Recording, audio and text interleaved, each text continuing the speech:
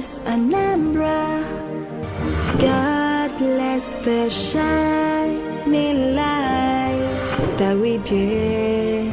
We're the only ones to make her brighter, the only ones to make her better, the only ones to make Anambra shine.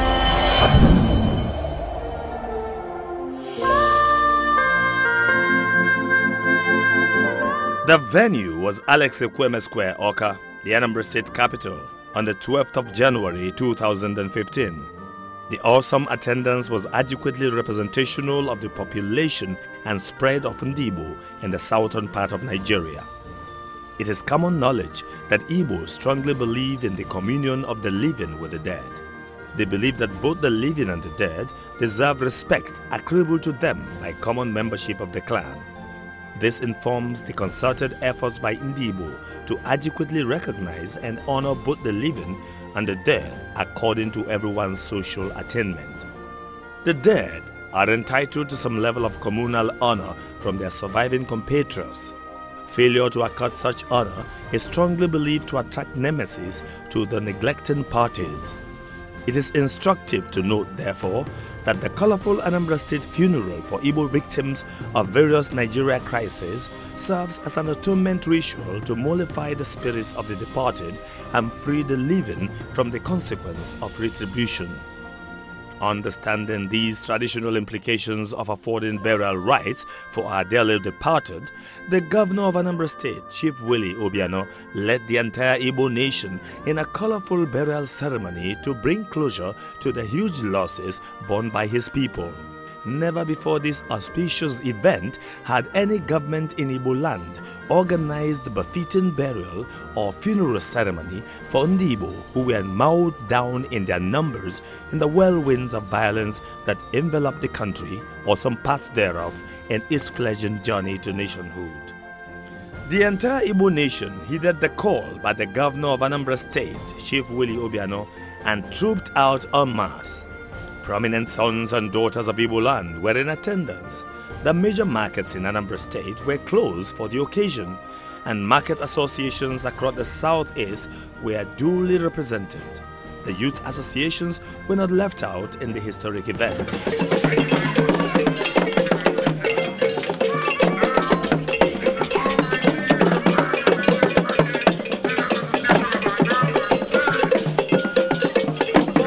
In his welcome address, the Commissioner for Information, Culture and Tourism explained that the event theme, Ozoemezina, which means never again, is not a rallying point for hate or revenge, but one to build forgiveness and security of the future of our children through peaceful coexistence of love with our neighbors.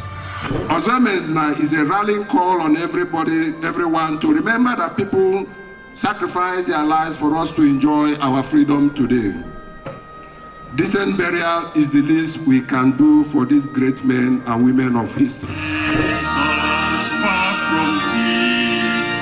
The event was kicked off with an ecumenical church service. But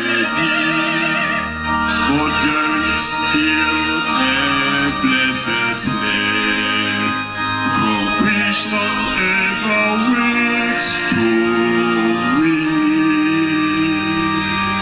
In his opening prayer, the Anglican Bishop of Awka, His Grace, Most Reverend Alexandra Ibezim, prayed for the repose of the lost souls.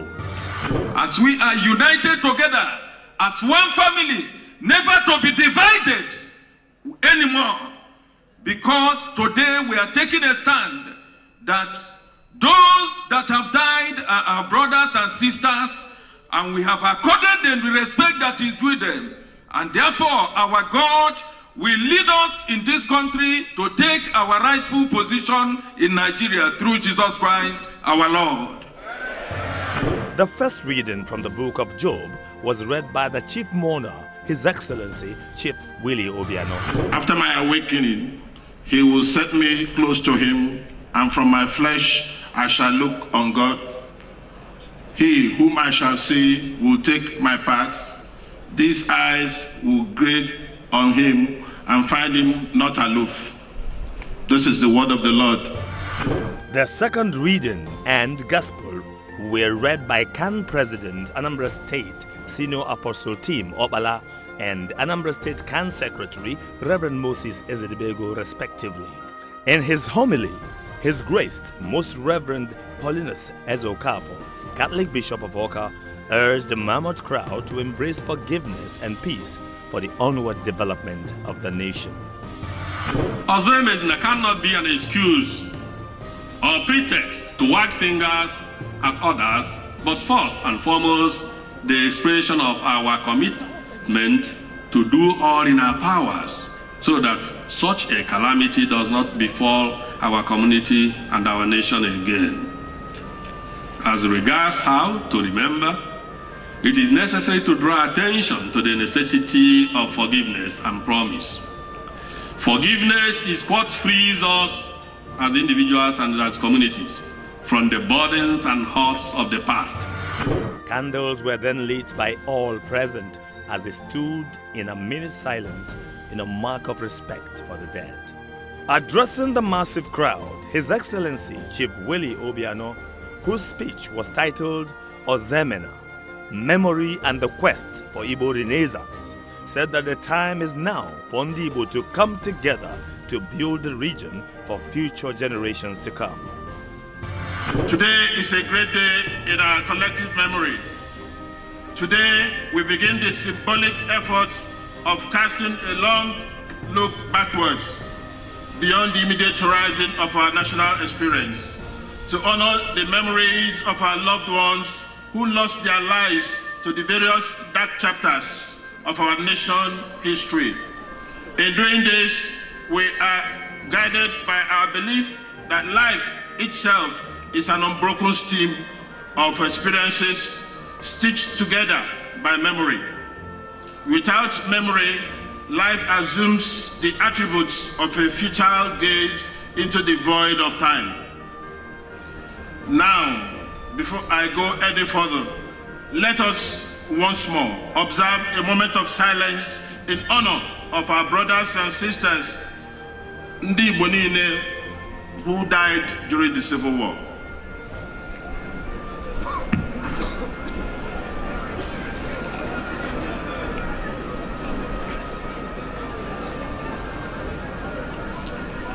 May their souls and the souls of the faithful departed, through the mercy of the Lord, rest in perfect peace. The place of memory in Igbo worldview. Umunnem Ndi Igbo. As is the case with the worldview of other great nations, memory occupies a preeminent place in Igbo worldview. Our ancestors believed that a people without memory have absolutely no future. To underscore the significance of memory, they handed us the concept of Nchetaka. Recalling is supreme. They silently nudge us to realize that life presents us with a diversity of experiences, and out of this menu are tombstones that should guide us into the future. These wise ancestors also gave us the philosophy of Onye Aya na Nwanne, be your brother's keeper, which has become the philosophy of our great party, APGA.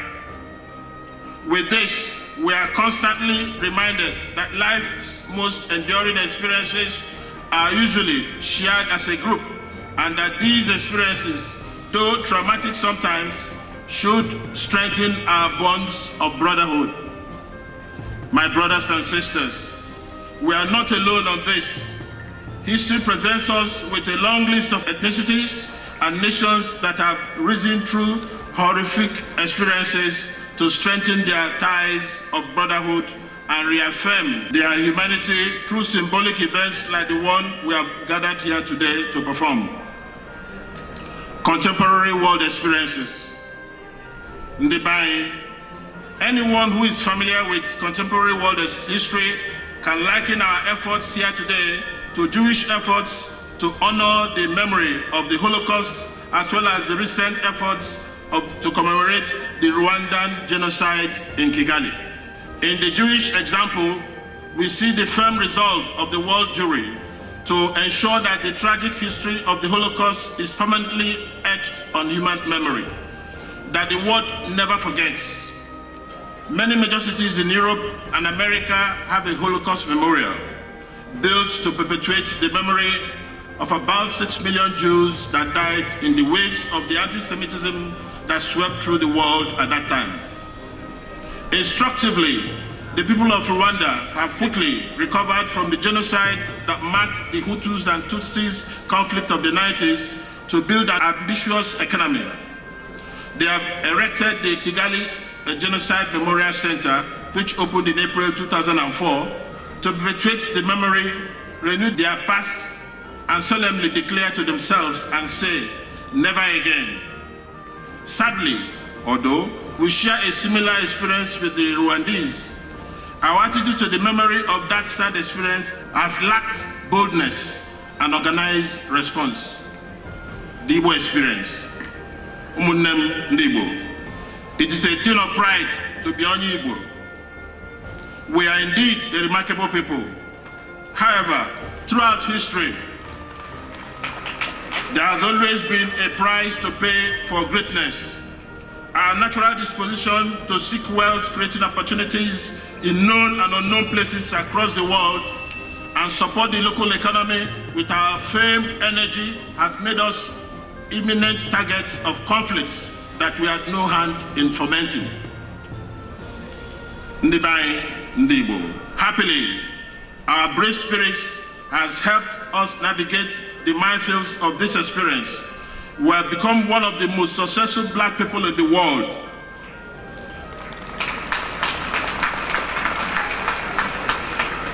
We have set high standards in literature, in business, in academia, in science, in information technology, entertainment, and nearly every field of human endeavor. Umunnem, we are the owners of the proud history, paved with pain and anguish, and watered by the blood of the innocent. Hardly is there a family in this gathering without a story of profound loss. But beside every story of loss sits a story of success, of glory, and of abundance. Ndibai, to the glory of God, we are not a people with a single story. We are a proud, intensely driven, hardworking, innovative, adventurous, and forward-looking people with more gifts than the world can take. Umunnem, we are the inheritors of an uncommon valor. This brave spirit inspires us to live above the common level. We are quick to climb over the pains of an awful experience and rebuild broken walls of friendship that will open fresh doors of hope. We do this with ease because we are a people of faith. We believe in the centrality of God in the affairs of men. We are bold enough to accept the cruel verdict of fate and bury our dead with fanfare. Our culture upholds the centrality of burial as a crucial epilogue in the narrative of life. It is this belief that prompted many citizens of the southeastern states to approach me at the inception of this administration with a request for a formal burial of our brethren who died in the pogroms, the Civil War, the World War II. Thousands of these people died because they believed in the ideal of united and strong Nigeria. They died courageously because our people do not acknowledge fear. Today, we honor them in words and in deeds. We offer them a final resting place, a sanctuary where their memory will forever ruffle the leaves of time. Today, we lay down their memorial stones. We bring closure to the wanderings of our brothers and sisters whose great souls have yearned for the dignity of a formal burial over the last half-century. Today, as we light our candles and whisper our silent prayers to ease their passage to eternity, we cleanse ourselves of the pain of their death and plant the trees of forgiveness in their memory. And in doing this, we open a new page of a brighter history for our people.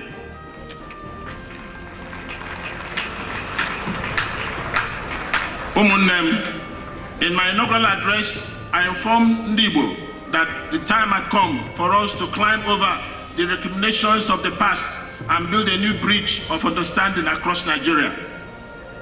I argued that if our ancestors sacrificed so much to create Nigeria, we must not sacrifice any less to rebuild its country.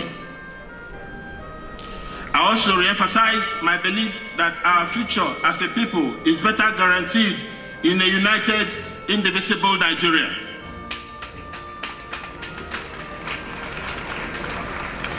Ladies and gentlemen, that is why we must all vote for Dr. Goodluck Azikiwe Ebele Jonathan in the presidential election.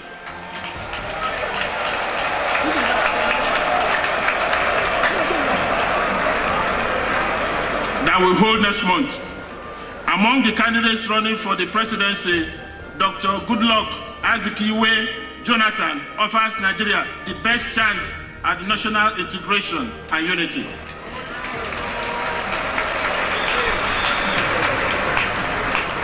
So we must vote for him. We must also vote for all the candidates standing election on the platform of APGA.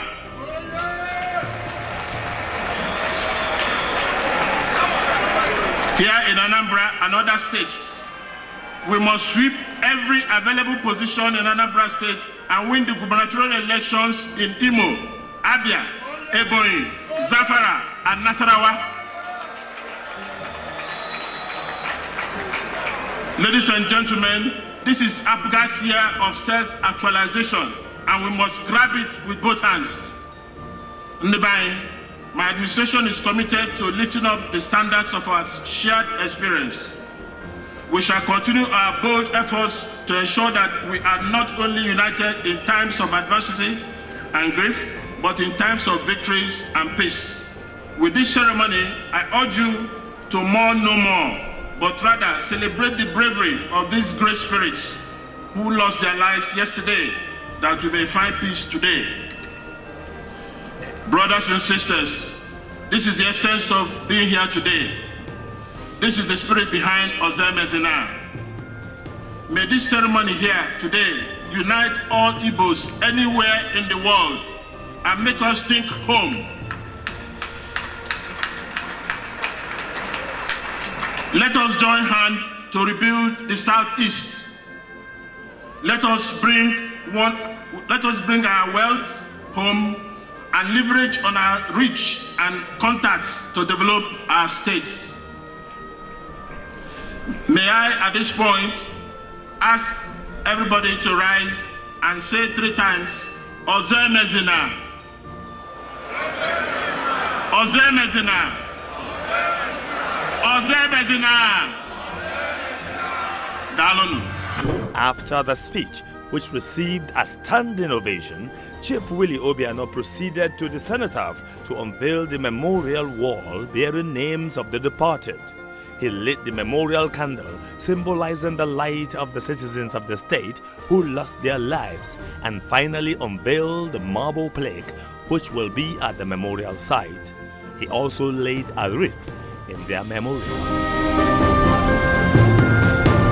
The Igbo race can now behold the future with great promise, with great hope, with great pride, knowing that the journey of a people will be marked with peaks and falls. But what is important is the number of times they get up when they fall. The Igbos have gotten up from this war and will never go down again. Still, it's a good gesture for us to have this public celebration to recognize the suffering and death during the course of the Civil War that ravaged Nigeria for fighting them. It has also helped us now to put a closure to the Civil War, to all the memories. The final phase of the ceremony was the recognition of this great burial tradition that Ndibo reveled in colorful dance and masquerade displayed that amplified the cultural undertone of the event. Ndibo came from far and wide and expressed great fulfillment. The members of the market unions from Anambra and other parts of the geopolitical region lined up to pay homage to Governor Obiano, who stood as the chief mourner on behalf of the entire Ndibo.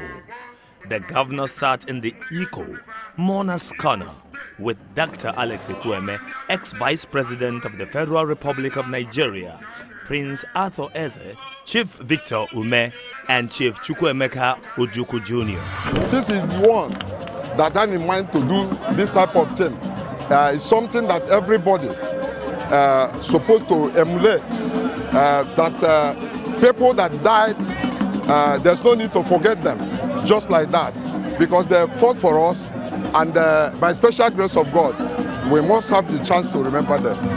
The importance of this is to know what has gone in the past concerning our brothers and to know the next step in future. At least now, by the sermon here, we learned how to waste the past and unite together as brothers. So I find it so fine to my heart that I will forget what has gone and now become one as one nation of Nigeria. I feel very happy and excited being here because it's a wonderful occasion. At least being remembered our old heroes in the past. At least being remembered all those who participated in the occasion. At least the Igbo state and the Abia state, the Anambra state, and the Ebonyi state, and the Enugu state we have today. These are people we are proud of, and we are proud of them. We are proud to represent them, so we are proud to associate with them. That's why we memorize and remember them as our heroes in the past.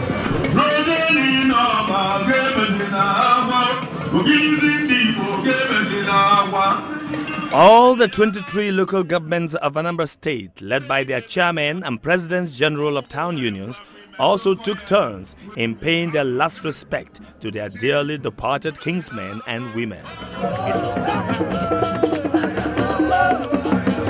This is a traditional culture historically for our people. Even the poorest family know that they have an obligation to bury their dead.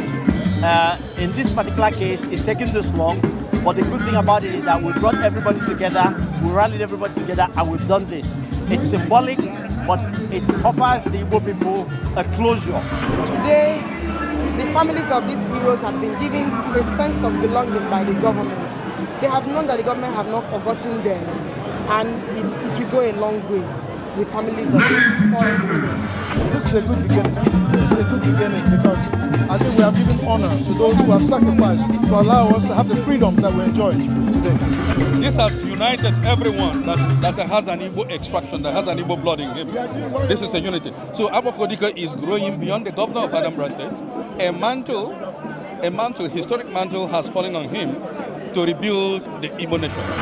It is therefore edifying, observing the uncommon confluence of the spirits of pain, relief, forgiveness, camaraderie, and fellowship among Ndibo, who converged in great numbers for a revealing hindsight, a deep inward look, and a vision of the way forward as they intoned Ozoemezina in one unbroken voice, derived from the common lessons of their history. Never again, they collectively resolved, will the overwhelming pains of the Civil War be visited on them.